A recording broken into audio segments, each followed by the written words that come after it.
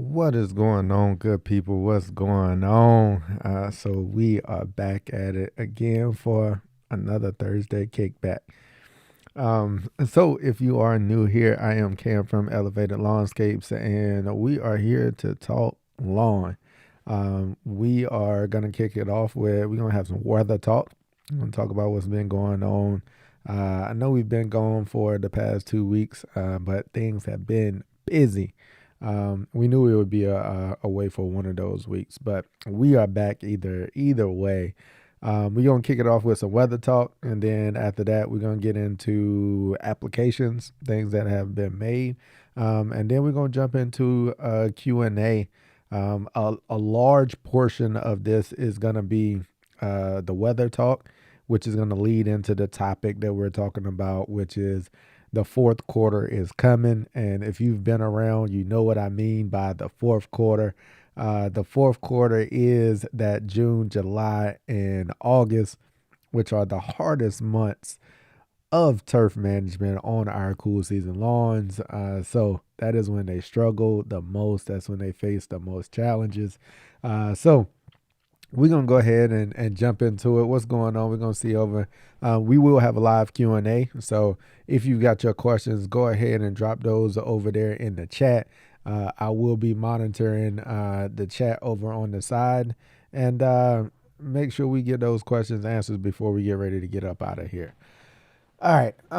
So weather talk. Weather talk has been crazy. Like it is. Weather has been crazy, to say the least. We went from that stretch of where we had 90 plus degree weather back down. I think it was like a couple of days later, we were back down into the 40s here in Maryland. And then we had like a moderate stretch there for a little bit of a couple of days. And then we spiked right back up this week. This week from Monday to Wednesday. I think Monday we were 95 degrees, I think. Tuesday we were 97. Wednesday we were like 92, 93. And today on Thursday, I think we are in the 60s, like the low to mid 60s. Like, so it's been all over the place. Like the temperatures have just been all over the place, which is a challenge, right? It's a challenge that we're all dealing with. But the thing is it is finally bringing some rain. We are finally getting some rain. I think over the past 2 days, we've probably got about a half inch. Over the past 2 days, it's kind of been like that off and on kind of rain. But what we have got is something like a slow, steady. It'd be heavy here and there, but it wasn't like downpouring gully washer type rain.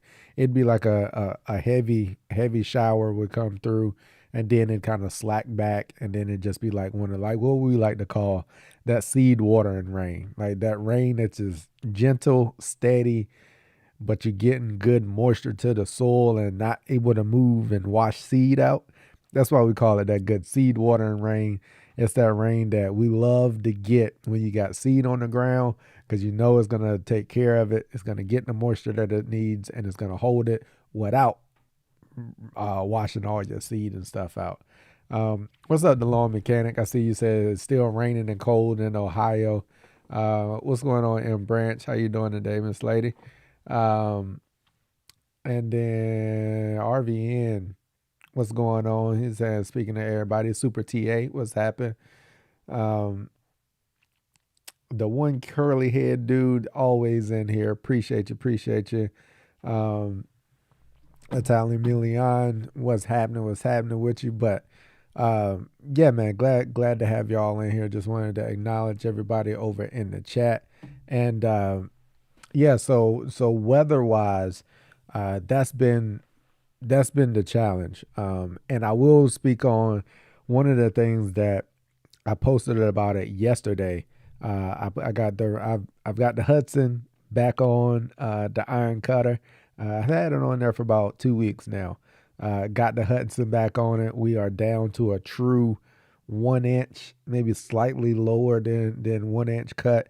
I'm gonna probably start trying to walk it down just a little bit, But when we can get some consistently warm temperatures, I'm gonna get ready to scout back the iron cutter and get ready to do me a light this first sand leveling. It's not gonna be a major one. But I do need to level out some areas, get rid of, knock down like a lot of the worm casting humps and bumps and divots and stuff that's in it.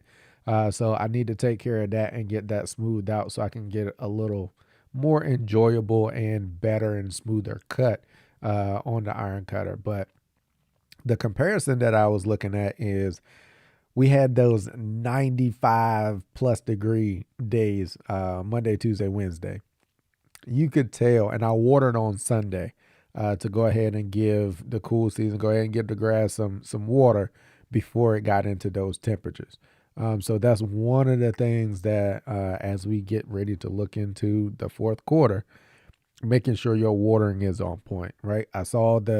We had already been dry, and I saw that we were going to spike up into those hot temperatures. Sunday morning, I went on and made sure I ran a full irrigation cycle. Got down about a half to a 0.6 inches of water. So went on and gave it a good drink, and I have not watered it anymore since then because we knew we were going to have rain showers and stuff that were going to start coming in on Wednesday. So I let it tough it out from Sunday till the rain came on Wednesday, and it was all good. You could tell it was not liking those temperatures.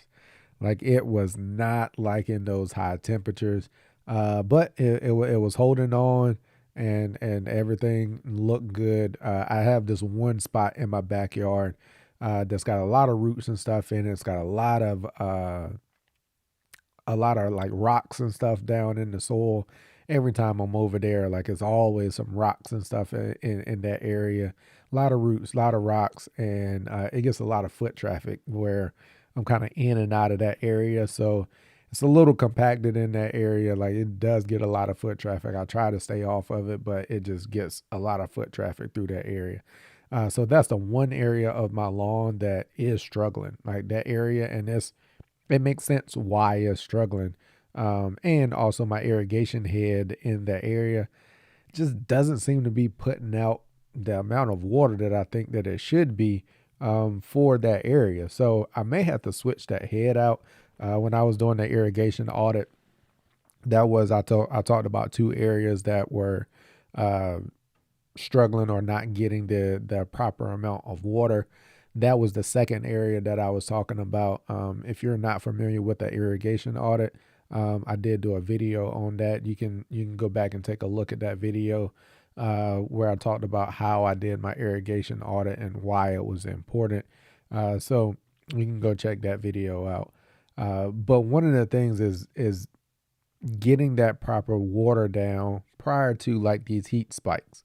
Like, so if you see it coming and you see that you're going to be in those high temperatures, you're going to see those spikes and no rain or water at all in sight, it's important to make sure you give the lawn a drink. Give it some water. Make sure you got some moisture down in the soil when you're getting ready to go into those hot temperatures. Typically, what comes along with those hot temperatures, especially on the East Coast, is humidity comes along with it also. So it's not really a lot of times it's not gonna dry out as much as what you think it is, especially if you have the humidity with it. If you're able to give it some water ahead of time, typically you can span those 2 to 3 day stretches in between your watering cycle, and everything will be all right. So making sure you're watering when you see those spikes and things like that coming, making sure your lawn is hydrated. You don't want to go at overboard or anything with it, but just making sure that you have some soil moisture there. The next thing is I was taking care of that. The next thing is looking at getting. I was talking to iron cutter, getting the Hudson back on the iron cutter, and the cool season wasn't liking this type of weather at all. Like it was not having it. It was like, all right, I'm just holding on. And that's why we call it the fourth quarter, because when you get into June, July, and August, cool season lawns, we are just holding on. Like we're just trying to get to the cooler temperatures because it doesn't like these high temperatures that we typically experience during that period of time. So flip side from the cool season, you get over there and you look at the iron cutter, and boy, it was starting to cook. Like it was starting to cook. It's probably looking the best that it has looked this season right now. I did post a picture up with it in the background because it had already got dark. I had actually did a wet mow in the dark last night because it had grown so much. I was like, I gotta get out here and cut it. Like I've gotta cut it, or I'm gonna be struggling to get through it with the real mower. So that's the one good thing about having that Hudson. You can make those late night mows when you need to without disturbing anybody. Like it, nobody even knows that you're out there mowing. That is one of the good things about that Hudson. It is just as quiet as can be. So I got a good cut on that last night, and it probably grew in the past 3 days. It probably grew nearly an inch. Maybe not an inch, maybe like a half inch to 3/4 of an inch. It grew in the past 3 days, and for that, like it hadn't really grown that fast at all this season, which kind of confirmed to me that it's going to come around. Like the iron cutter is moving slow. Like I'm ready for it to get going because I'm ready to manage it. I'm ready to mow it. I'm ready to cut it low. I'm ready to scalp it back so I can come back. I'm ready to sand level it and get back on it. And I'm ready to do all of these things to it to make it get better, but it's just not ready yet. And I've just been having to be patient and wait because if I go there, scalp it back, and it's growing as slow as what it was before, and throw some sand on it, I'm gonna have a beach sitting out there for weeks because it's just moving slow up until these past 3 days. But the thing is the temperature is gonna drop right back down. I think the high today was like 64 or something like that. So it's gonna slow it back down, and these up and down temperatures right now, the iron cutter just can't get going. But it looks good right now, just off of these 3 days, which makes me feel good about what the future of it looks like. Like I now understand that it is healthy, it's fine, it's gonna come out of the dormancy just fine, and it's gonna take off growing. It just needs the growing conditions for it to do so. And when the conditions get right, is gonna take off. So that was good for me to see. It was reassuring for me to see it, but it was also interesting to see how well it was performing and how well it loved the temperatures and the weather conditions that we had these 3 days versus my cool season where it really hadn't grown very much. Like over the past few days, it grew some, but it's also coming off of my PGR. So I did put down my PGR, and I think I'm probably at close to, last time I checked, I was at like 250 something growing degree days. And typically reapplication is between 280 and 300 growing degree days. So it has definitely come out of regulation at this point. Because after the days this week is well over 300, probably around 350 for the growing degree days. Let me go check. I think I got to yeah, maybe I'll see. Let me see if I can pull it up real quick and just see how many growing the degree days we've had since then. But green cast. So this is another one of those things that, like, there's a tool out there. There's an app out there that allows you to be able to easily check your growing degree days If you're using PGR, that's one of the things that as you use PGRs, tracking your growing degree days are very important for you to be able to make sure that you're getting the proper reapplication time period. Let me put this in. Boom, boom. All right, and let me set, when did I apply that? Where's the custom date range?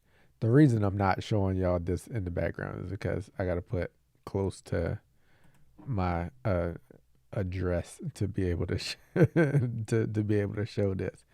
And I tend to at least keep a little bit of separation and privacy. So 21st, yeah, it's basically been about a month. So how many GDDs is that? Yeah, 387. So 387 growing degree days. So at this point, PGR is gone. The lawn is now in rebound, and it is back to being able to grow at its full potential, full growth potential. That is. So that's kind of where we're at with that. I do like being able to compare how the warm season grass performs under certain conditions and how my cool season performs. So as we get into those summer temps where the cool season is just kind of like holding on and just along for the ride of summer, it's going to be enjoyable to have the iron cutter over there that's going to be kicking and loving it and being able to mow it and fert and everything else. It's going to be nice to be able to manage that this year and seeing how the two perform right beside each other in the same lawn. So that's where we are with that portion. Next thing is applications. So, uh, given the weather was doing what it was doing, seeing what was coming, in addition to all of the high temperatures, we also had humidity along with it. So I posted up the other night. It was 74 degrees, 74% humidity outside, and during the day, I did look at it when we had those high temperatures. Humidity was like 94%, and it was like 97 degrees outside and 94% humidity. So those are our disease pressure conditions, right? And those are the things that when you see those type of temperatures coming, if you're going to get down your fungicides and especially your preventatives, I went down with mine on Saturday night because I knew my irrigation system was going to be running on Sunday morning. That way I can get it watered in. I went down with the preventative systemic. So I went with propiconazole and azoxystrobin. So I went down with those two combined, got them watered in. They sat overnight, watered them in the next morning. So I should have protection for all of the rain showers, the evening rain showers that we're getting right now. So making sure that you're paying attention to your weather forecast right now is going to be real important. And that's going to be all throughout the fourth quarter, right? When you're seeing those thunderstorms in the evening, you're getting those evening rains, those evening showers. Now the lawn just stays wet all throughout the nighttime. And on top of it staying wet, the humidity is high.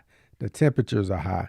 It is just a breeding ground for disease during that period of time. So making sure that you're paying attention to that weather, even though right now we did drop back down in our attempts, I wanted to make sure that I was covered because next week we're supposed to get into some similar 80, mid 80s, low 80s with some humidity and rain showers next week also.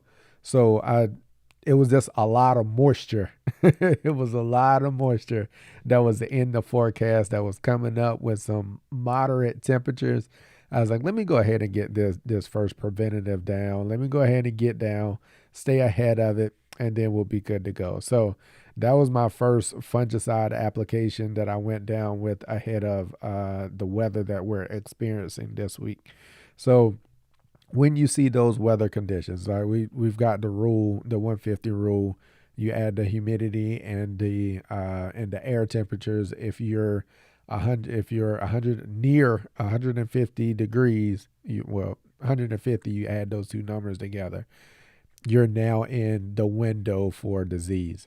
So make sure you're that's kind of a rule of thumb, a gauge that, hey, now you want to be on the lookout to make sure you're either getting your preventatives down, or if you're just going to wait and go curative, this is the time for you to be on the lookout for it.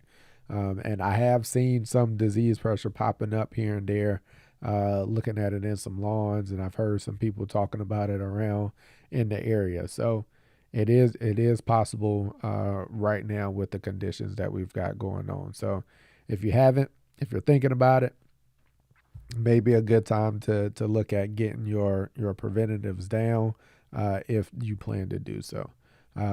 I'm liquid when it comes to things like that. You do have the option of going granular. You can actually go pick that up from the big box store. They've got Disease X that's out there, and Scott's Disease X, and I can't remember what the other one is. Prophecy. Anderson has Prophecy, which I think is just propiconazole. Disease X is azoxystrobin, I believe. So if you want to go granular, those are two options that are out there that you could use to be able to go down with.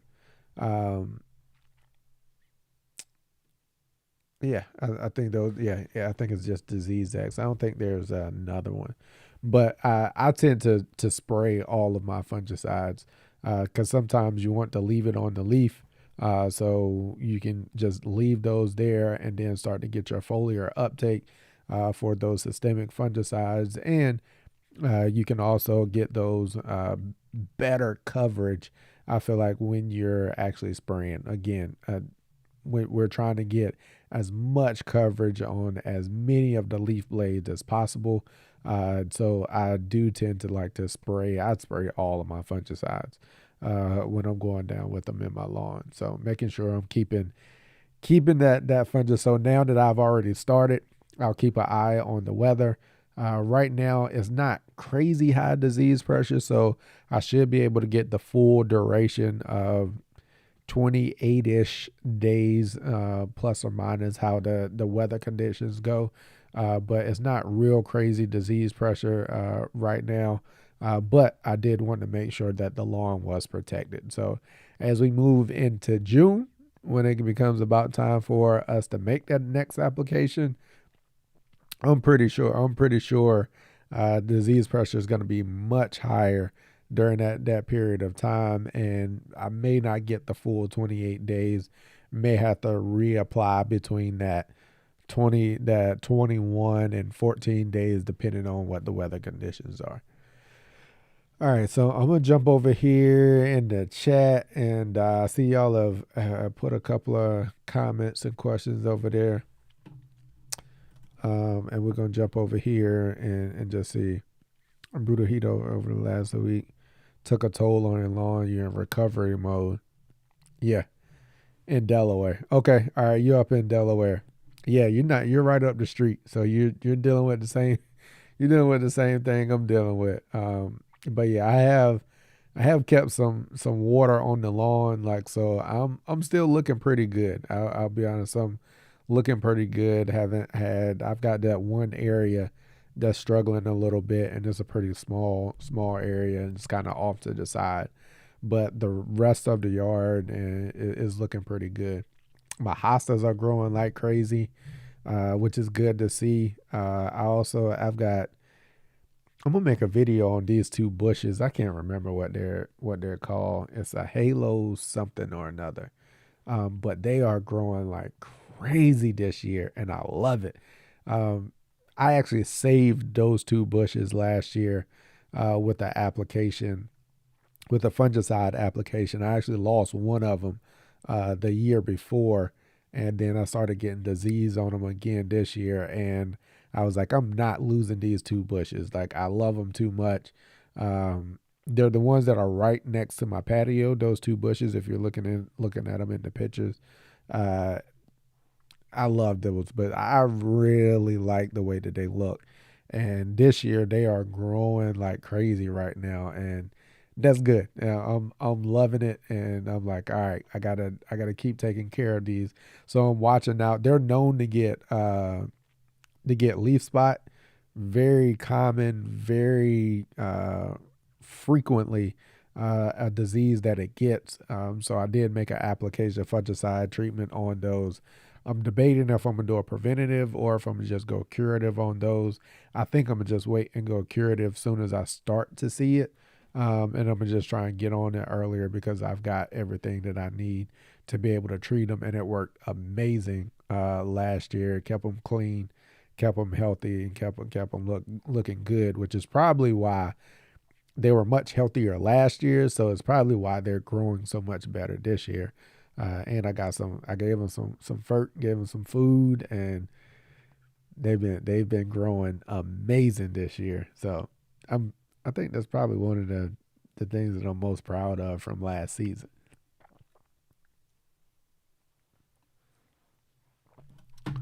All right, let's see. Got a question here.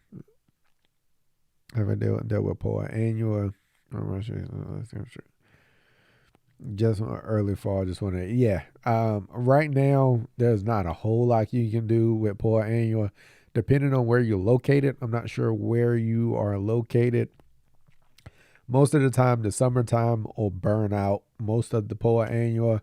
The downside is by that time it's dropped a whole lot of seeds.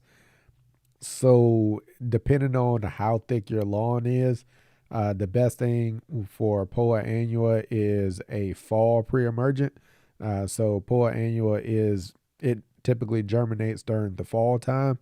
So which it becomes a challenge is if you're trying to overseed and deal with Poa annua. So the best thing to do is try to get your lawn as thick as possible. As you do your overseeds, and then being able to skip a fall overseeding and be able to get down a pre-emergent to be able to keep those keep that poa annua from coming back up and try to break that cycle. So my recommendation, yeah, at this point, you're pretty much set at this point. Not a whole lot to do. It's dropped a whole bunch of seed heads in the soil already, which is the downside. So it'll be a recurring issue that you'll have to deal with until you get that lawn thickened up, and then it'll have a lot more competition for it to germinate and come up, and that tends to help break that cycle. But then getting a fall pre-emergent out there one year will definitely help uh, slow down that germination and help you out with trying to get rid of some of that poa. So it germinates and dies in the same year. It's an annual, so it's not a perennial, but it drops so many seeds that it just comes back year after year if you don't thicken up that lawn and try to break that cycle. All right. M Branch, what you got? Rainy and cold here in Ohio. Somebody else in here was in here from Ohio. Who else is talking about Ohio? The lawn mechanic. Lawn mechanic. He's also from Ohio. Um, got Phoenix down last month. All right, cool. That's what's up. Thoughts on soil amendments? Uh, Soil amendments. I use them. I mean, I'll run some humic. I'll run some Cyto Grow, which is like a biostimulant. It's got like cytokinins and stuff in it. some seaweed, some kelp extract, that those kind of things in there. I'll run the Simple Lawn Solutions soil hume, or also their sea hume, which is got a higher seaweed content in it. Uh, I will use soil amendments just to try to stack the odds in my favor. But what I will say is it's not going to change the world. Like soil amendments are not going to fix bad cultural practices.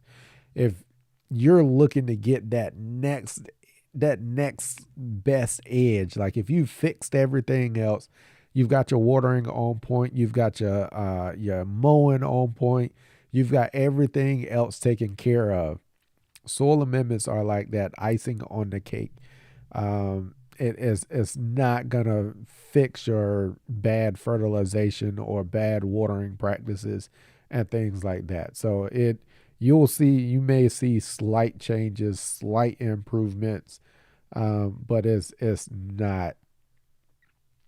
I would say where you're gonna get your biggest your biggest impact is gonna be your cultural practices, dialing in your water, dialing in your fertilization, make sure you're mowing properly, and your weed control or pest management. Like those are the things that will give you the largest results and the best bang for the buck and the effort that you're putting in. I would put all of those things above putting down a soil amendment. All right. I think I skipped one. I think somebody. All right, William D. French. I'm already thinking about overseeding, overseeding for the fall. I ain't mad at you. It'll be here before you know it. It will be here before you know it. So not a bad idea to go ahead and start thinking about it. Would I recommend a slit seeder on an already established lawn, fescue, and KBG? I've seen companies use a slit seeder on an established lawn before. I don't know. I've never used a slit. Oh, I've never used a slit seeder before, and I want to use one, and I want to try it. I fully understand how it works. I feel like slit seeders are better for bare ground type seeding than it is in an established lawn. Um, I could see how it still could work in an established lawn. I'm just not sure how much damage it would actually do running a slit seeder through an established lawn. It could work for sure. I've seen actually one of my neighbors, the company that does their overseeding, actually uses a slit seeder.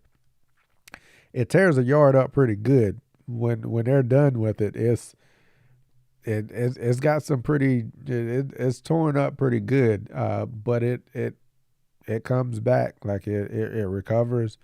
Uh, Not really sure how much extra benefit over slit seeding versus just doing an aeration and overseed. Uh, yeah, I would personally, I think slit seeders, from my experience, which I have very little, I don't have any experience actually using a slit seeder. And I'll go ahead and put that out there. I want to use one. The first time that I overseed, when I decide to overseed my iron cutter, like in the fall with the rye, I'm gonna scalp it back and I'm gonna slit seed it. So that's when I'm planning to use a slit seeder, but that's gonna be close to like similar to like a bare ground type seeding, because I'm gonna scalp the iron cutter Bermuda all the way back, get it close to. I mean, I'm not trying to get it down to dirt, but it's gonna be close to it. And then I'll run the slit seeder through there and go ahead and seed that rye in there. I would prefer to use slit seeder for like more so bare ground seedings than established. All right, doing it to jump back up and take care of that one.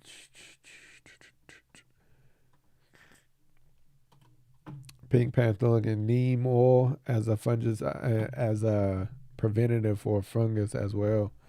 I haven't, not in the lawn.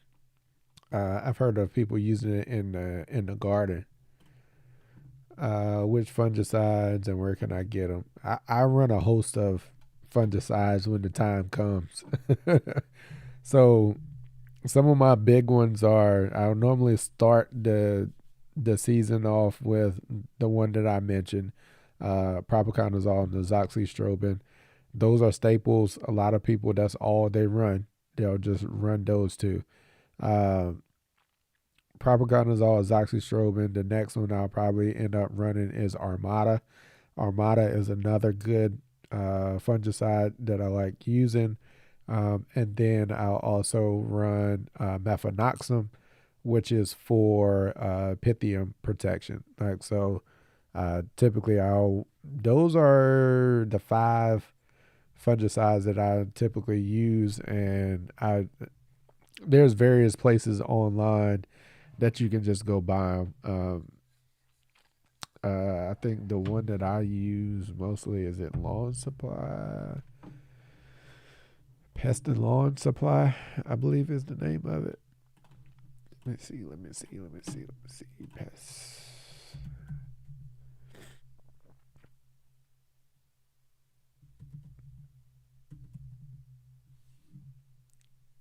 Pest and Lawn Solutions, maybe. You also can do my own. Do my own is another good one. They've got a lot of things on there that you can go do my own is another option. I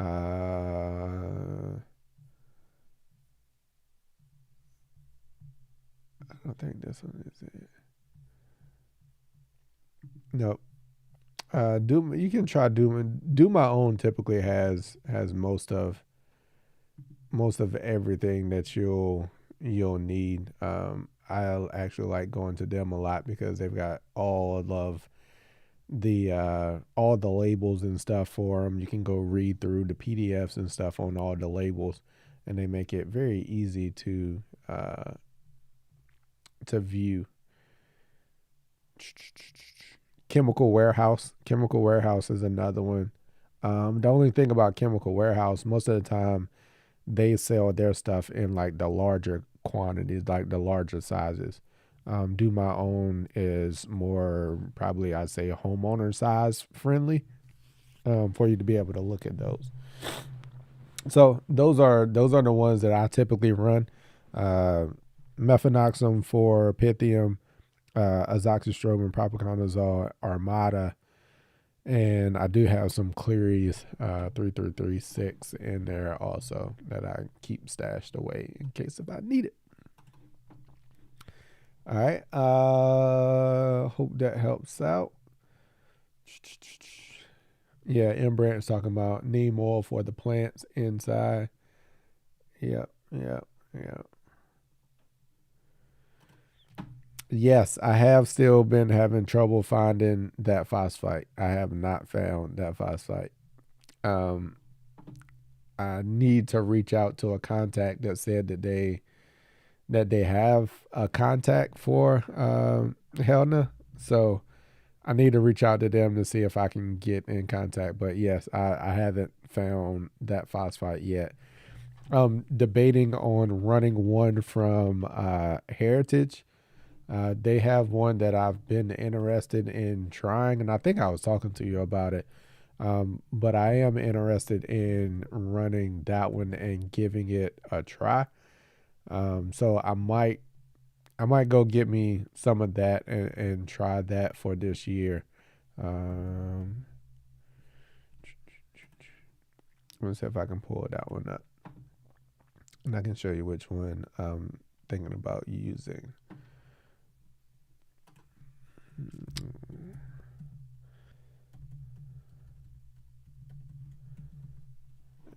I should be able to share my screen. Doom, doom, doom, doom.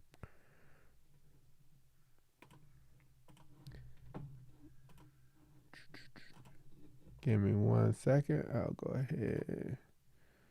Let me see which one's it gonna come up on. All right, it's gonna come up on this one. Swap these real quick. All right.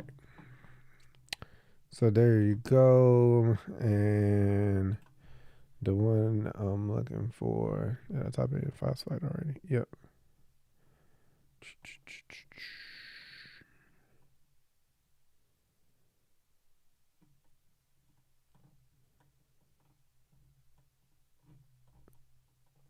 It used to be right up here at the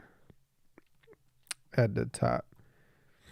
It just had a little bit of N in it, and that's why I was interested in it, because it just had just a little bit of nitrogen in there, which is typically what I like to run anyway. I typically would do that anyway, just to make sure. Let me see. The Heritage G.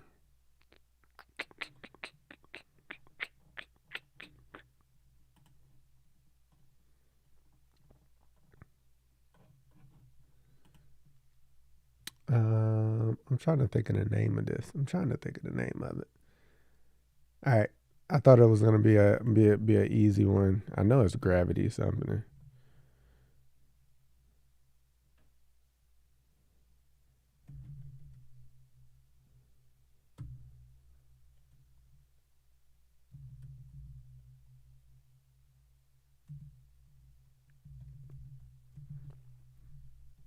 Mm, yep.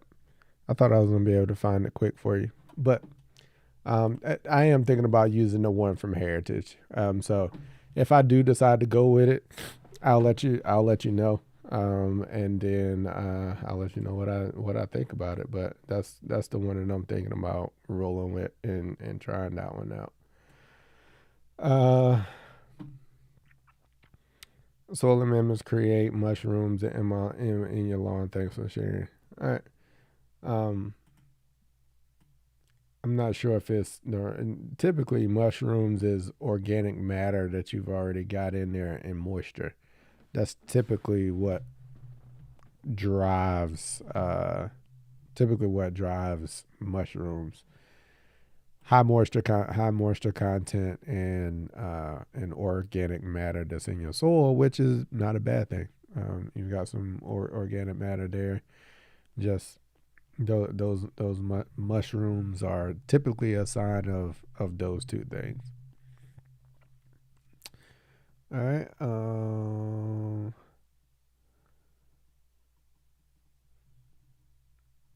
Okay, Big Red saying you don't want the big box store fungicides. Yep, cool.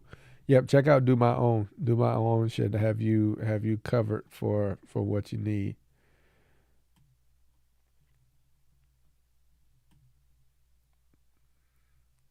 Solution special on. Okay.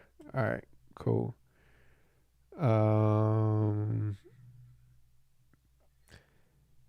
Yeah, mushrooms really aren't really a big deal. Yeah, you run them over with the mower or kick them or whatever the case may be. Like they're not really a big deal. Um, it's just a sign of having organic matter and high moisture content. Typically, it's the moisture content that typically drives that, because you don't see mushrooms when it's hot and dry. Like you don't see mushrooms out in the yard.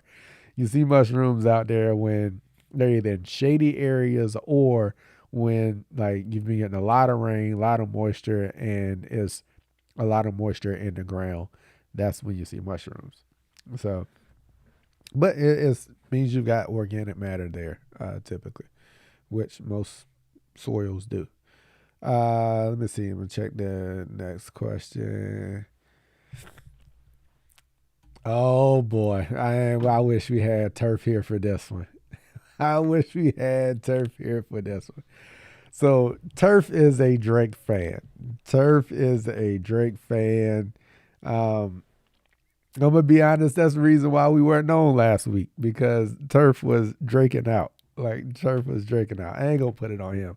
I was busy last week. I couldn't. I couldn't. I couldn't make it. And he was like, Cam, if you want to go live, you're going live by yourself next week. He was like, because it's Iceman, baby. Like, so he was all into it. Um, so I'll let him give his opinion when he's able to join us again. He won't be able to join us tonight, but uh, I'll let him give his opinion on the album. I can just say he's been jamming to it ever since it came out. So on my side, the other two albums outside Iceman, I am not a fan of. I get why he did it. I understand it. Just not, just not for me. Iceman is straight. Iceman is straight. Iceman is straight. I rock with. I think the one track that everybody is rocking right now, Shebang. Shebang is that was more probably one of the first ones. Like listening through it, I was like, oh, this is a little bop. Uh, Shebang, Too Hard for the Radio, I think is the other one. And then like all the Make 'em series, he's got like three on there, like Make 'em Cry, Make 'em Something, Make 'em like all three of those. Like he was spitting bars on all three of those tracks. So yeah, those are it's straight. Iceman is straight. Iceman is straight. I don't have anything against Drake. Drake's got bangers. Like Drake's got banger after banger after banger. Like so, he's got a catalog of music. So that's where I stand on it. It's straight. I got nothing against it. You won't hear me talking crazy about it. I'm just not a fan of the other two albums outside of Iceman.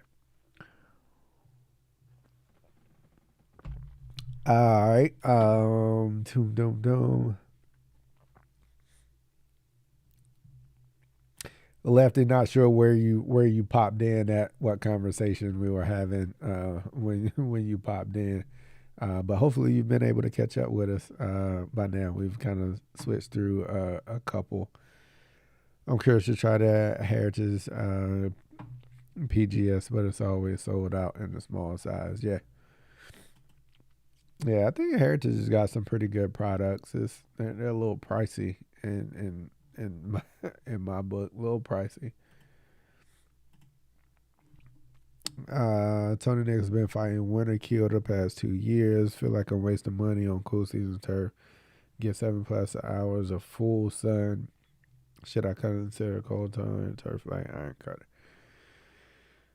Tony, I can't remember. Are you in New York? Are you in New York? I think you're in New York. Um, you got if you got 7+ hours of full sun, you've got enough sun for it. If you've got enough temperature for if you get hot enough, you could definitely go for it.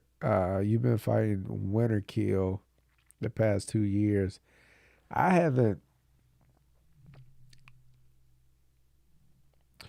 Which is depending on where you are. If you're getting winter kill, I think you got to be further up north. If you're experiencing winter kill, yeah, upstate New York, your season may be pretty short with a warm season grass. Like your how long is going to take for it to green up and stay green for a long time? Can it do it? Yes. Like it'll survive. It can grow up there.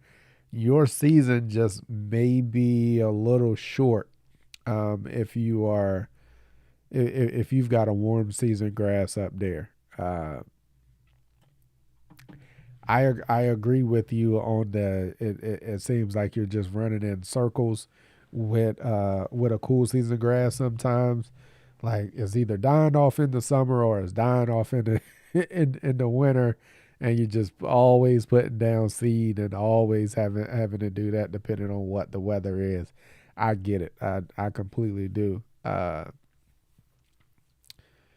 Depending on like how your season goes and like upstate New York, I would just think that your season may be shorter than what you would like it to be, where your dormancy period is maybe longer than what you would like. Because right now, even down here in Maryland, like my iron cutter is green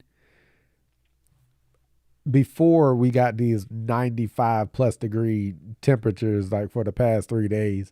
Like it's really greened up and really started growing like just over these past 3 days. But up until then, like it greened up, but it's not like jumping out the ground, growing and rich green and looking like that. It's green, but it still got some dormancy in it. It hasn't grown all the way through all of that, all the way through like even down here in Maryland.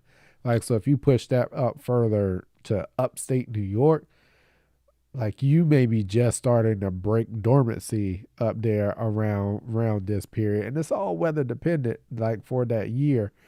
But that would be my concern is that your season would be a little short up there, and you may be okay with that. Not sure what your climate up there is like, and when it really warms up, and how long it stays warm. Upstate New York, I've shot some competitions up in Cicero in like June, and it wasn't like scorching hot in in June, like because you were that far north. Like in June, like typically we shoot competitions in other places, and it's like scorching, like we out there dying. But you go up there in June, and it's like 10, 15 degrees cooler than what it is when I left Maryland. So that's one of the things that I'd have a concern with. So just take that into consideration.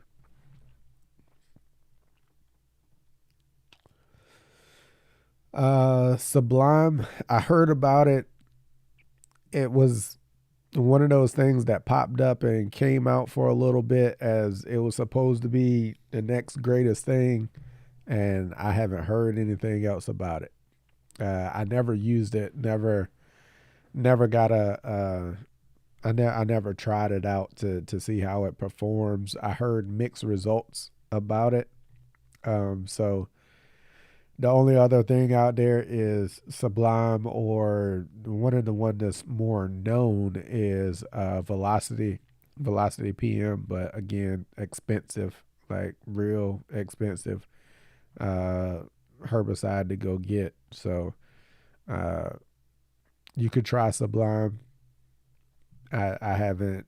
I've heard very mixed results and stuff about that one. All right, y'all. Give me 1 second.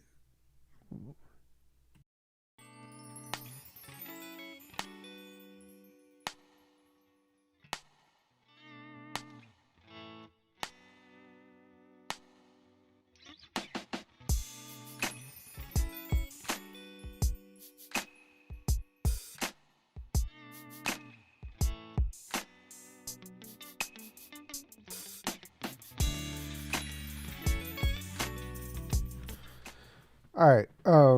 So yeah, you can give that one a try. Depending on what your budget is looking like, you can also give Velocity PM a whirl if you really want to get rid of that POA. All right. Let me see. I get a comment.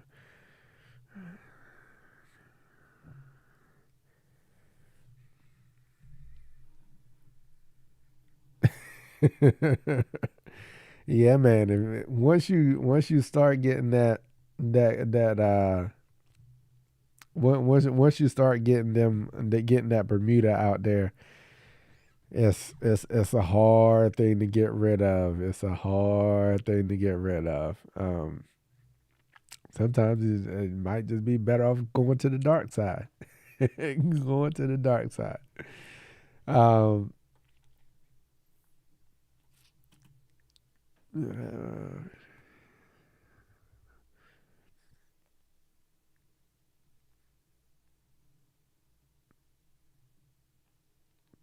you had to have an acre order to order sprigs. Well, if that's the case, make your own sprigs. I mean, make your own order. If there was just just buy some side, and I got the videos on how you can make your own sprigs, if that's the case. Ain't no big deal. Order you some side and uh, cut it up, make your own sprigs.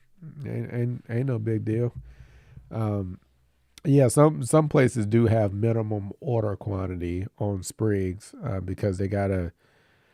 I mean, the way that they've got to go harvest them is could be a challenge. So it's got to be worth their while to go do it.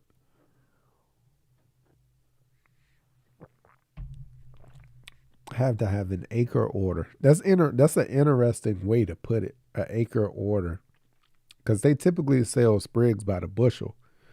So maybe there's like a bushel minimum that they're trying to say that you have, and how many bushels for an acre. They're probably gonna say close to. Whew, that's a lot for an acre. That's a lot. If their minimum is enough sprigs for an acre, yeah, that's a lot of sprigs. They want you to buy a lot of sprigs. Did they tell you a bushel? Did they tell you a bushel quantity or bushel minimum? I'm interested to know how they gave you that.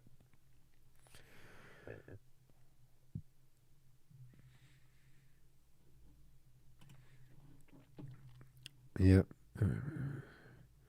Mid June's it gets in the 80, and then it cook. It's cooking about late July and lasts up about September. Yeah, yeah. That's your season's gonna be a little short. Then that'd just be my concern there, Tony. It depends on what you're comfortable with, and I feel like you would want a longer growing season than that.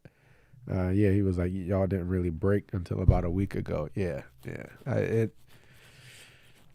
Yeah, that your season would be short. Your season would be short up there. Nixon 5. I hear you. I hear you. I mean, Airbnb stays about 40. Someone get consistently on.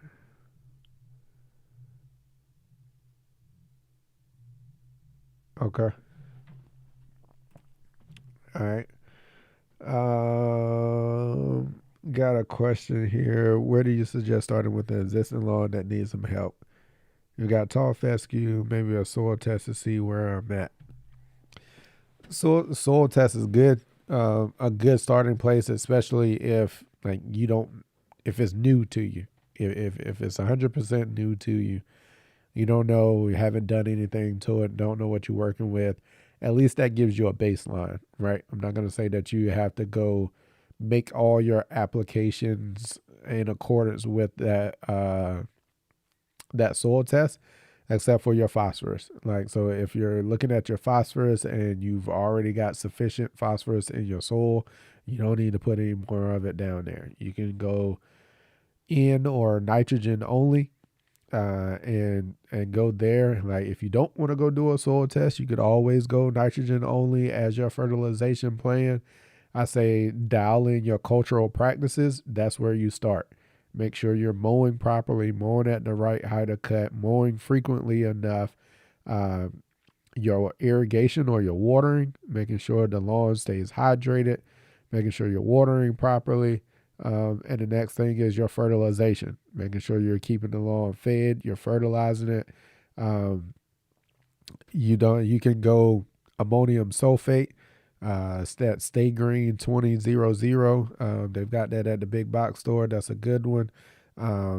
You could also go to your local co-op or ag distribution and get you some urea or some AMS there. That AMS is probably going to be cheaper there. You probably can get a 50-pound bag for $20 or so, maybe, if not less than that. You can probably get that or some urea. So uh, those are options. I'd say dial in your fertilization. If you haven't done anything to it and hasn't been fed or anything like that, um, get you some fertilizer out there on it. make sure you're mowing it, making sure you're watering, handle your weed and pests in the lawn, and that's the basics of it. You start the same way you finish. Like as you probably heard me talking about earlier when someone asked about soil amendments, and those are just things that are icing on the cake to try to edge you out a little bit better over your having your cultural practices in place and having those dialed in. That is the main thing that is really going to give you the results that you're looking for. Making sure you're dealing with those cultural practices and you're dialed in with them. Water, mowing, fertilization, weed and pest management. Like those are the things that move the needle, and you'll be able to see good results with that. And when it comes time for overseeding in the fall, you need to add some seed. So you need to pick a quality seed. Like your seed is the foundation of your lawn. Like you can't cheap out on seed. Like seed is the foundation of the lawn that you're trying to build. So if you need to be budget friendly in other areas, budget the proper as much as you can to getting some good quality seed. And I've got the Elm Street Elite seed that is available out there, and also there's some other Mountain View seed cultivars out there that are available. So I've been running Mountain View seed for 6 years now, and I love the results from it. Y'all have seen what it looks like. I've been using that Elm Street Elite mix for the past 5 years. So yeah, that's where I suggest starting. Doom doom doom. What were your thoughts on areas supersonic? I'm looking to do a renovation. Uh I can't remember. I've looked at all of them, and I can't remember what supersonic. I can't remember the data on supersonic. I'll be 100% honest. I don't remember that one. I'm gonna run through some of these. I'm gonna see if anybody else got any other questions and stuff in here, and then I might go do a deep dive for you on supersonic and see what it looks like.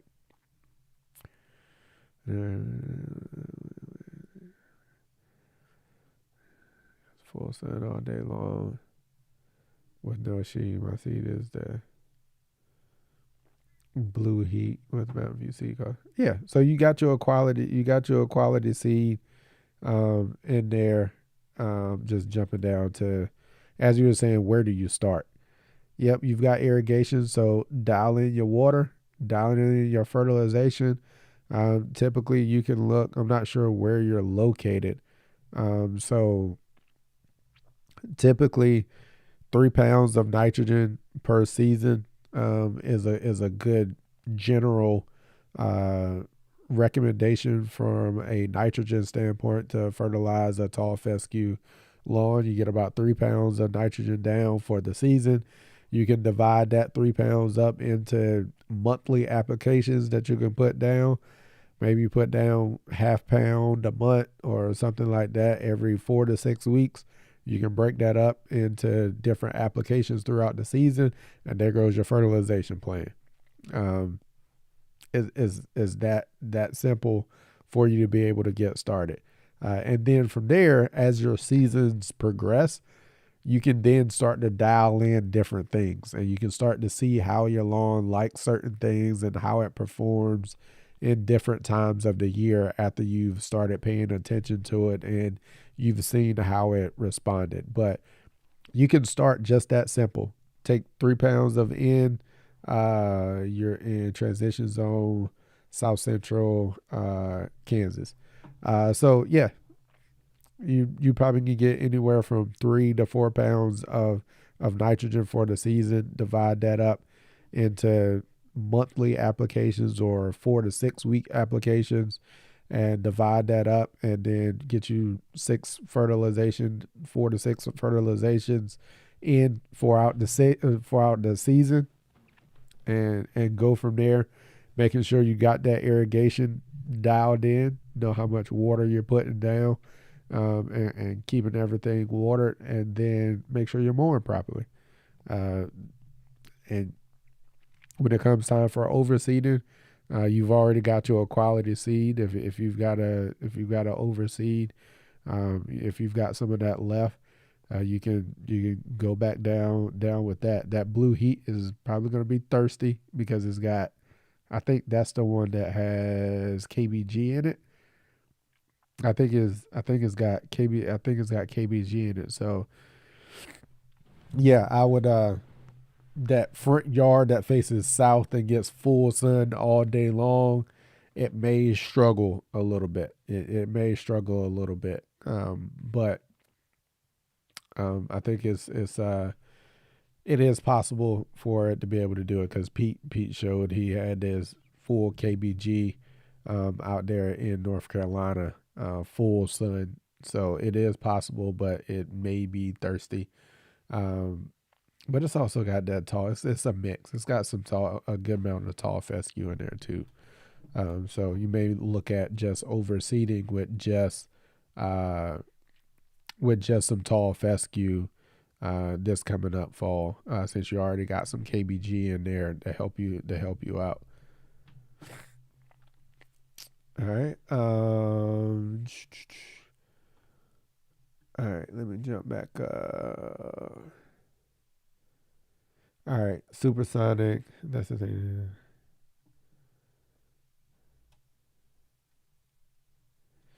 Okay. All right. They don't side their iron cutter. Okay. They just sprig it. And okay. All right. Yeah.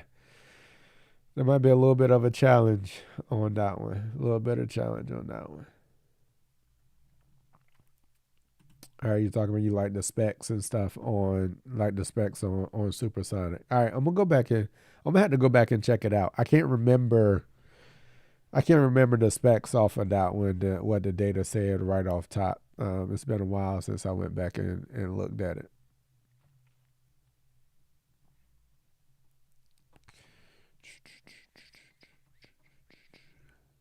All right, a couple more questions.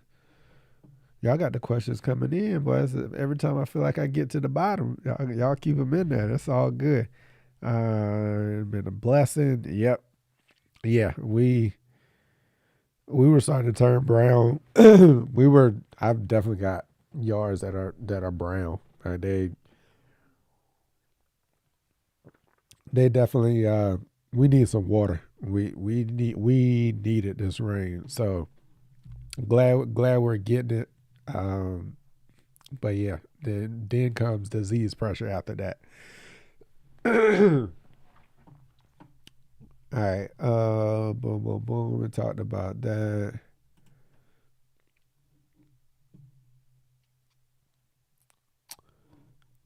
The Elm Street pair with mostly KBG lawn. So it's gonna depend on the cultivars of KBG that you previously had. I think that it will pair well with it because Elm Street Elite also has KBG in it. Like so, it's a 90-10 blend. It's got the Mountain View Seed 365 SS KBG in it, and between those three cultivars of KBG and the tall fescue, the three uh, cultivars of tall fescue that's in there, it's hard for me to tell a difference between the blades, right? The KBG blades, and I really got to go look at the characteristics of each one of the blades to be like, yes, this is a KBG one, and yes, this is a tall fescue one. So they blend very well together because those tall fescue cultivars are pretty fine bladed, in comparison to most tall fescues, and they are still pretty dark green in color. So it blends well with a lot of those KBG cultivars that are out there on the market. So I don't know what cultivars of KBG that you have currently, but from what I've seen, it blends pretty well with a lot of the good cultivars that are out there.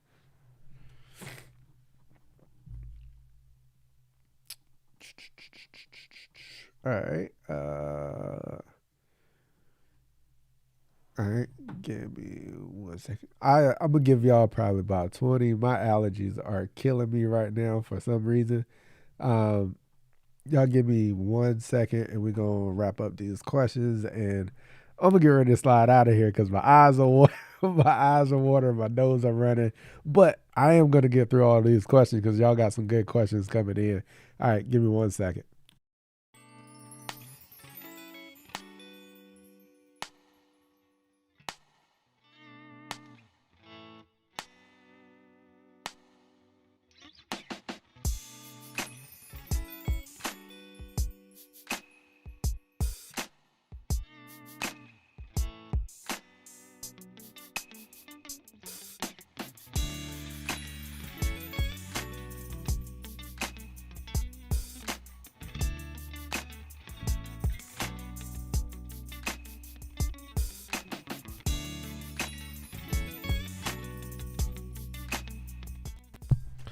All right, back at it, back at it. So next question, boom. We talked about how it paired with the KPG, boom, boom. Blue resilience, yeah. That's the way to go in Maryland. Yeah. I mean, blue resilience. I think that's a pretty good blend. That's a pretty good blend, also. Um, yeah, I don't have anything against against that one. You'll find that. I mean, I will. When there's a good blend out there, there's a good blend out there. The data is what the data is, but you've just got to look at the data and look at your area, look how it performed in your area, and yeah, there's some good seed blends and stuff that are out there on the market. I've just had amazing results from my Elm Street Elite over the past 5-6 years that I've been growing it, and it has never let me down a season yet. It's got some pretty good performance track record with me in my lawn and other lawns too that I've been able to put it in. Like, it just continues to perform.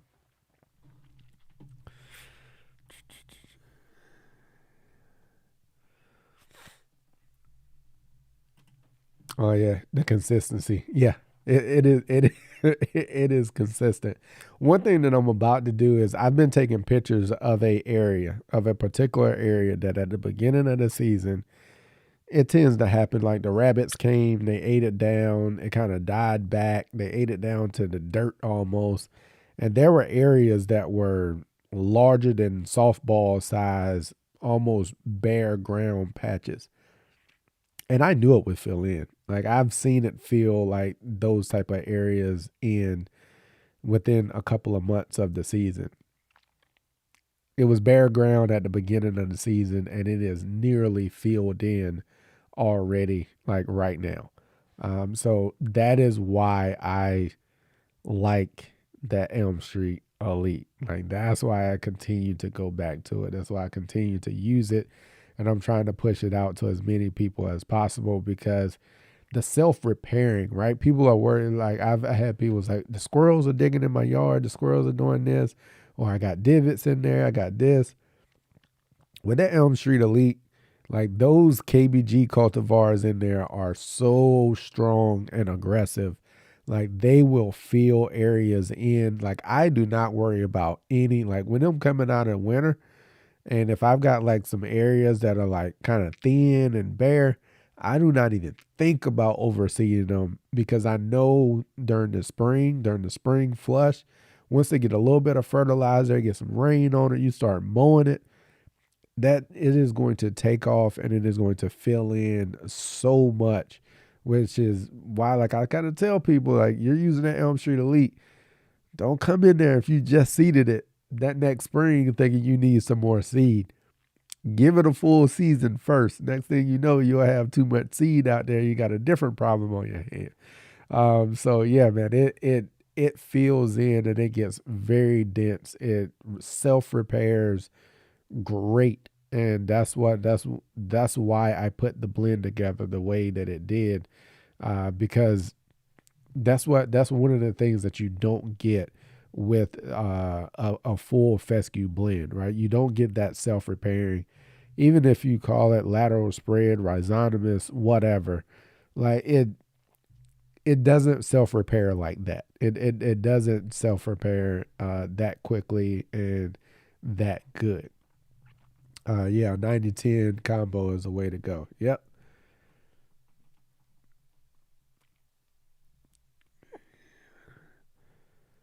Yep. Sounds good. All right, let's say thoughts on in 9B. I do have aspirations. Actually, not cultivars. I mean, KBG can survive. It's whether you want to manage it enough and manage it to make it survive. Like that's the problem. Like well, I'm not gonna say problem, but that's what the chore is managing it enough to make sure it survives. A lot of times it's either not feasible or you don't want to put that much effort into it. Like there's certain things that you're just making it more difficult than it really has to be just to put KBG in it.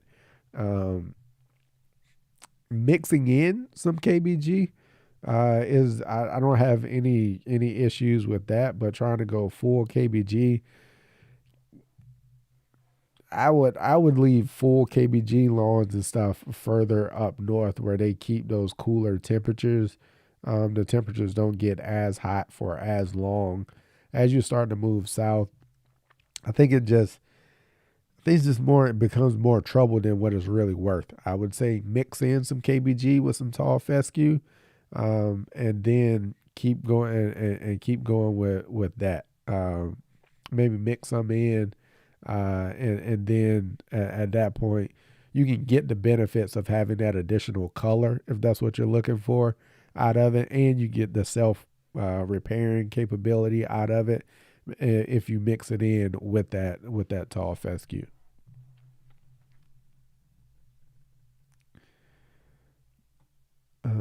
Do, do, do, do.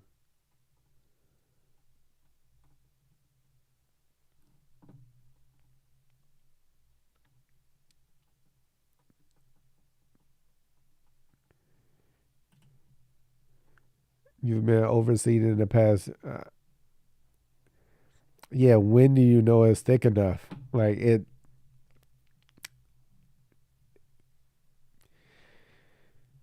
I don't know how to put a gauge on when it's thick enough. Um, to me, I haven't overseeded my full yard in probably 3 years, 3 or 4 years. I think my front yard is going on 4 years that I haven't overseeded it. Yeah.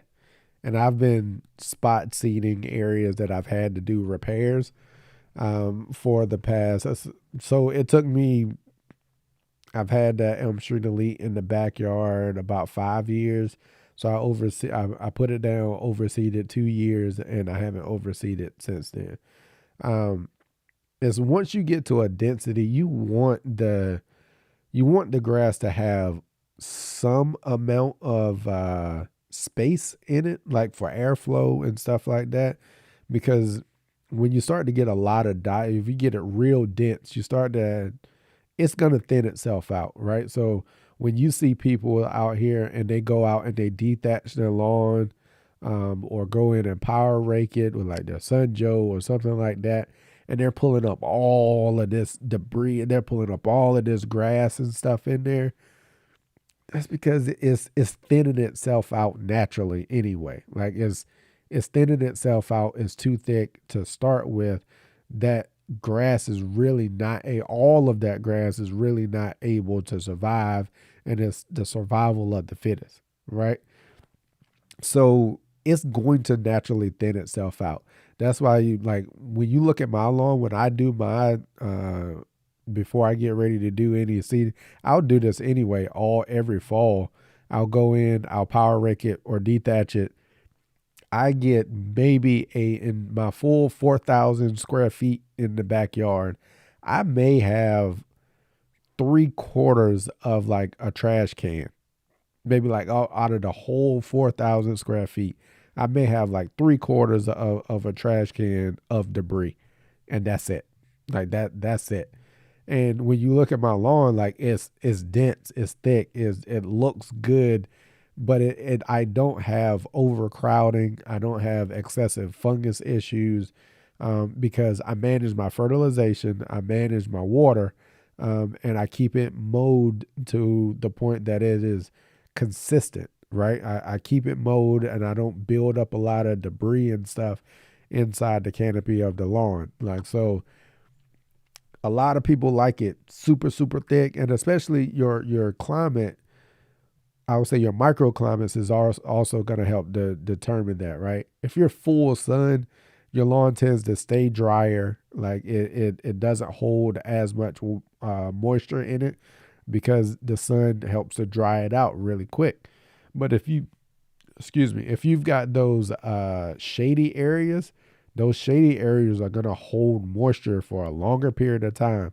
So if you're trying to get those areas super thick and dense, those areas with all of that excess moisture and stuff that is holding in there, it's just a breeding ground for other disease or trouble, just like you mentioned.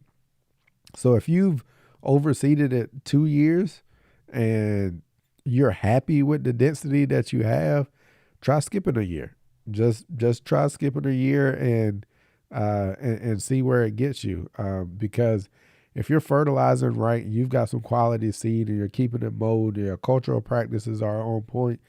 You get to a point, and I made a video about this. You get to a certain point where you don't have to continue overseeding every year.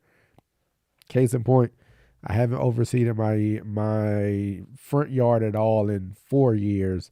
I haven't fully overseeded my backyard either in 4 years. I've just been spot seeding the areas that need it. So you don't have to continue overseeding, especially if you come to the end of the summer and it's overseeding time. You're going into the fall and you don't have a lot of damage. You don't have a lot of areas that you need to repair. You don't have a big reason to do it. Then don't. Run you a power rake or a dethatcher through it and clean it up, let it get some airflow, let it breathe. Go into the fall, feed it properly, feed it, mow it. That's just less work that you got to go do, trying to overseed it every fall. So that's my take on it.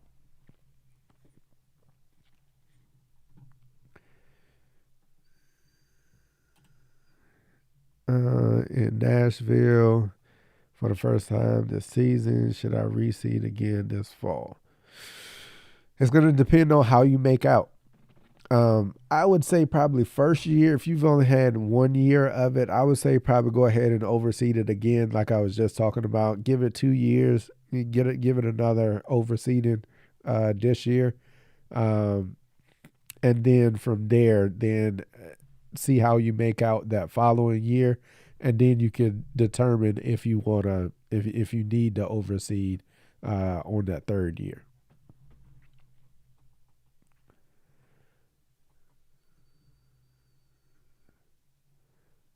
Okay, got you. Yeah, it did sound like she knew what she was talking about. All right.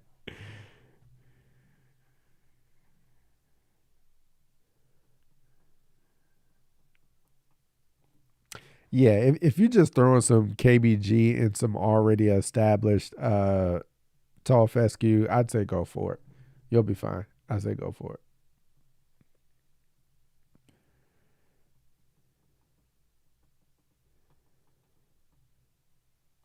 Yeah, man. Yeah, good question. Yeah, man. Y'all got some good questions coming in. These are like my kind of topics that I like to talk about, which is why y'all have had me for an extra 27 minutes. So yeah. I got some good questions coming in.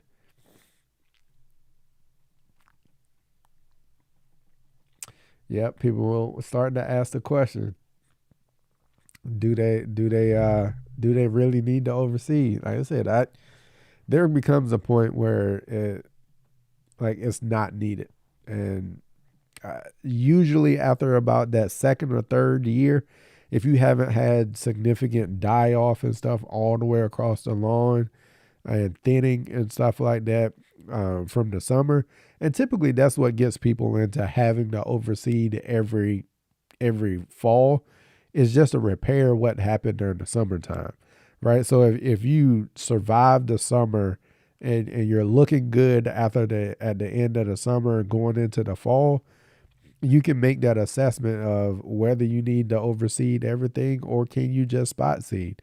So that's typically usually how you come out in the summer determines what needs to happen in the fall. And a lot of people, especially if you're not mowing properly or you get, or not mowing, watering, or if you get some disease that comes in and runs rampant, a lot of times you still have to go out and do that overseed to repair what you lost during the summer.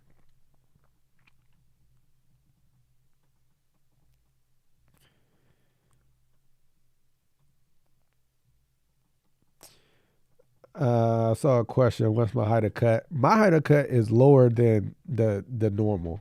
Um, I like mine a little lower. So my backyard is at two, maybe two and a quarter right now. I keep my backyard at about two and a quarter, and I can see the difference. Like I like it. It stays tight. Like it is. It is real tight. It's real crisp and clean. My little one, his little feet love running across it because he's not tracking through 4 inch high grass blades. Like it works good for him. He can kick his ball out there. He can roll all his toys and stuff out there, but it's still lush and soft.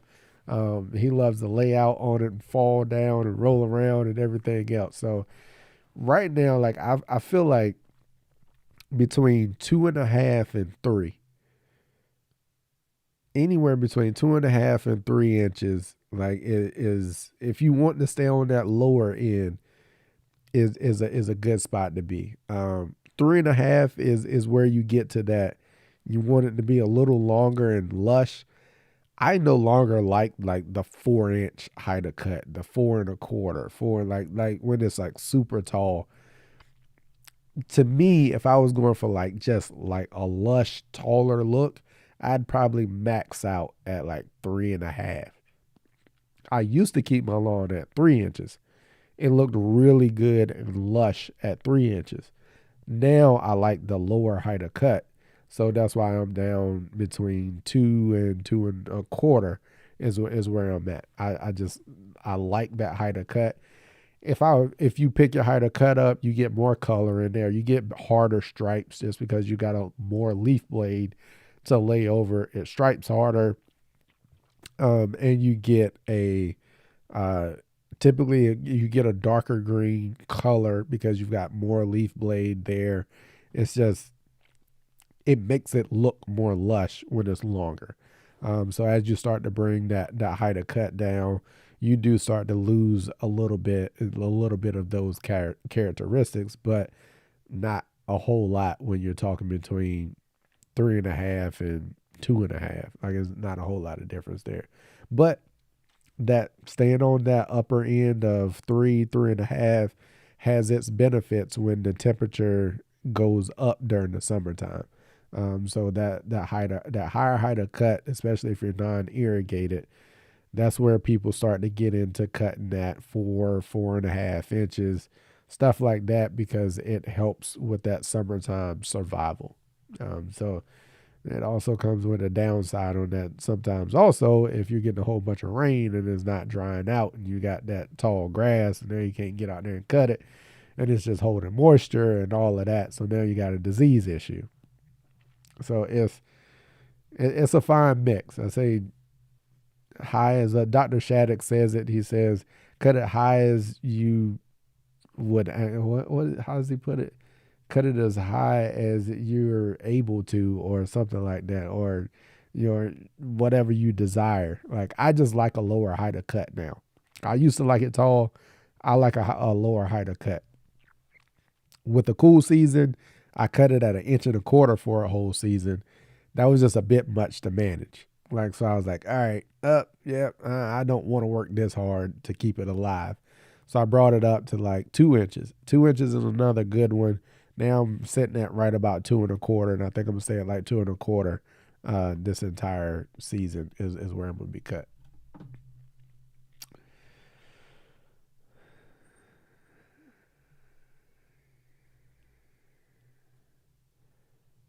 Okay.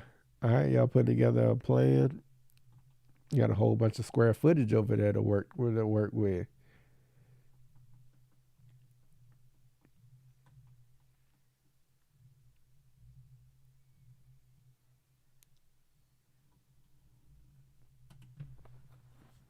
Let me see this one.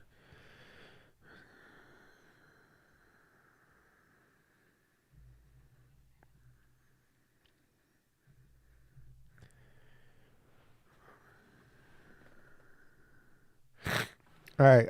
So I've never done a fall pre-emergent.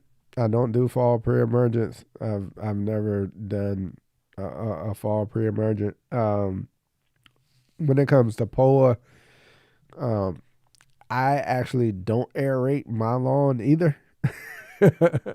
Because of that reason, like, and my weeds are very much under control. I do not want to go bringing more weed seeds up to the surface. Like I haven't really dealt with a lot of weeds. This year I probably have the yellow wood swirl. I've got more of that than I've ever seen. And that is right now, that is the only weed that I'm dealing with.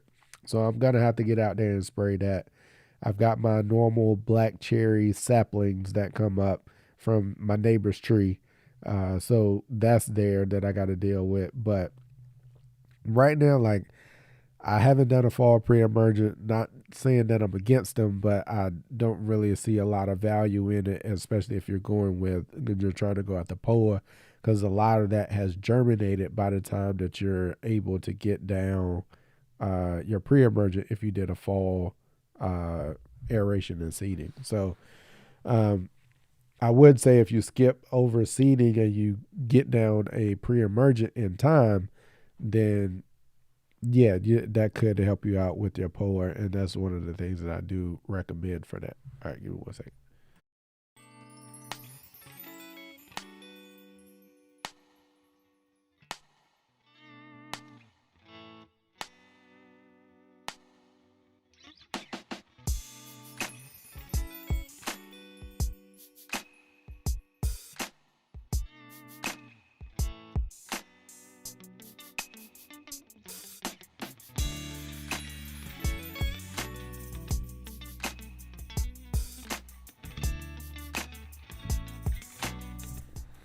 Um, so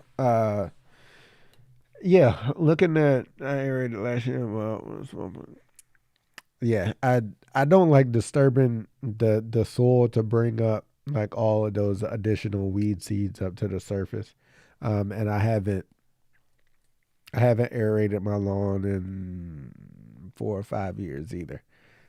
So I just go out, dethatch it, power rake, whichever one you want to call it, clean it out, thin it out, and start feeding it, mow it, and that's it.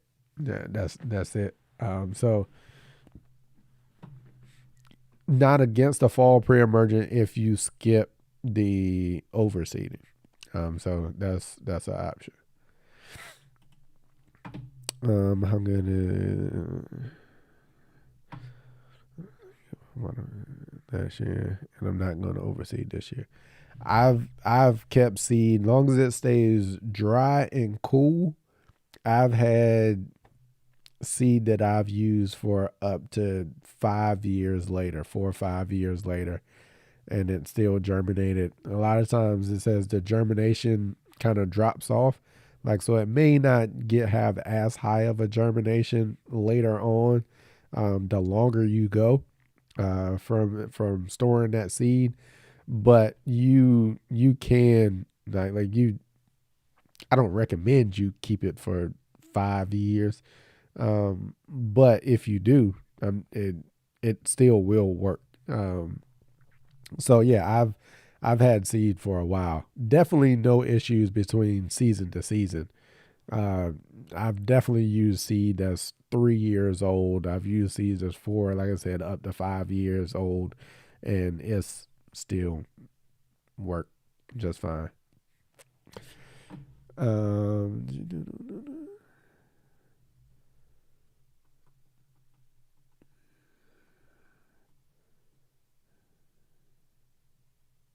yep, you're right. As long as it stays dry. Yep. As I just wanna. Yep.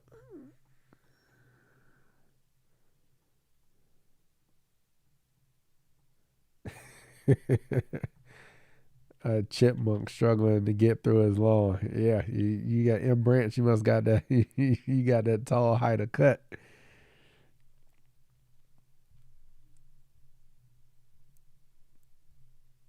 No, it's a lot of pull at A with this season. Yeah, it's like you in Jersey. I'm down here in Maryland. It's pretty dry. Like we have been pretty dry, and yeah, if you haven't been watering and keeping water on the lawn, uh, lawns are struggling. Good thing is, I hope y'all are getting the same rain that we are. It'll help bounce some of these lawns back. It'll these lawns they'll start to bounce back. We got some cooler temperatures the next couple of days, and then we got some moderate temperatures next week that should be able to help them bounce back with some of the rain that we're supposed to be getting. Um, if we getting a lot of pour right now, yeah, I mean a lot of people are dealing. A lot of people deal with POA and are dealing with POA. Uh, Again, POA is a fall germinating weed, so you got to really be able to get after it. You got to get a fall pre-emergent now. So you're gonna have to get your lawn to a point where it's thick and continue to overseed it and work on that POA and try to bag it when it comes up and not keep putting those seed heads and stuff back into the soil to come back up. Get your lawn to a density that's pretty good to where you can skip a fall overseeding and be able to get that fall pre-emergent down, like we talked about earlier. So that's the recommendation there. Like POA, it's annoying.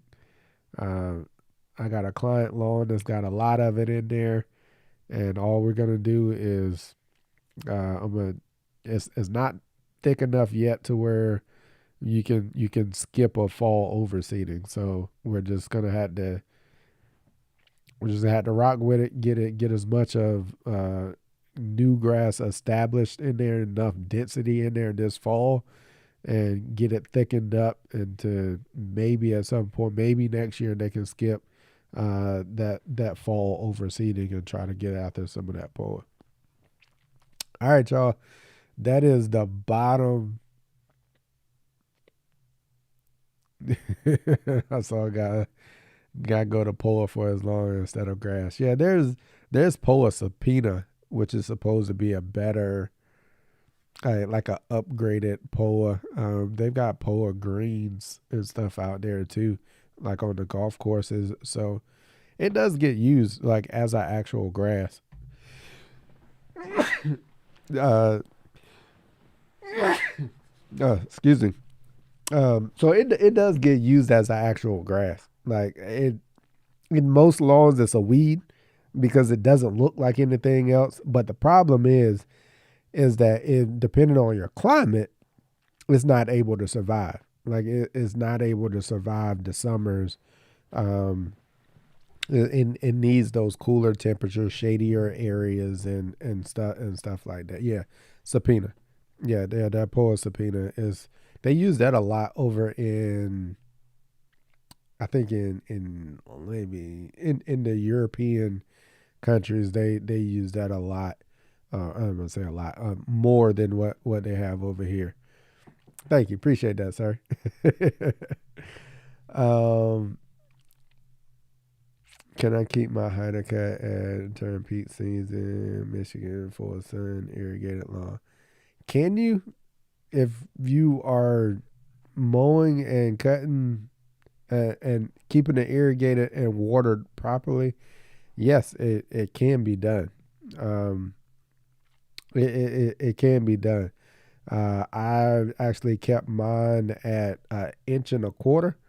I kept mine at an inch and a quarter for a full season. At an inch and a quarter, so it can be done as long as you are in tune with your watering and know when it needs watering and keeping it watered. That's going to be the main thing there. So yeah, it can definitely be done if that's the height of cut that you like. This season I'll be at 2 1/4. I think we just talked about that from a height of cut perspective. I'll be at 2 1/4 all this season, between 2 and 2 1/4. Like right now, I'm at 2 1/4 right now. So I'm probably gonna leave it there and just kind of ride it out and see what it looks like. So all right, I think that is it. I made it to the bottom, and I appreciate y'all. Appreciate y'all for sticking it out. My allergies are killing me here at the end of this. I'm about to go up here and take me some Claritin and get ready. Like, so that's another thing why I'm glad we're actually getting uh some rain to clear up some of this pollen and stuff in the air. So all right, y'all. I appreciate it. I do have some videos in the work that I've got one that I've had in the chamber for a while that I just haven't been able to finish up. Um, so I will. I'm working on getting some videos out, but I may actually give y'all another live stream this weekend sometime to make up for my lack of videos. Just in case if y'all seems like y'all got a lot of questions. So we spent almost 45 minutes, almost an hour going through just questions, and I am cool with that. Like, so if y'all are able to join, bring your questions, pop in here, and we'll go ahead and take care of that. And hey, we'll just do Q&As and everything like that after we get through some of the info. So I appreciate y'all. Y'all have a good one. And as we always say, just know we work.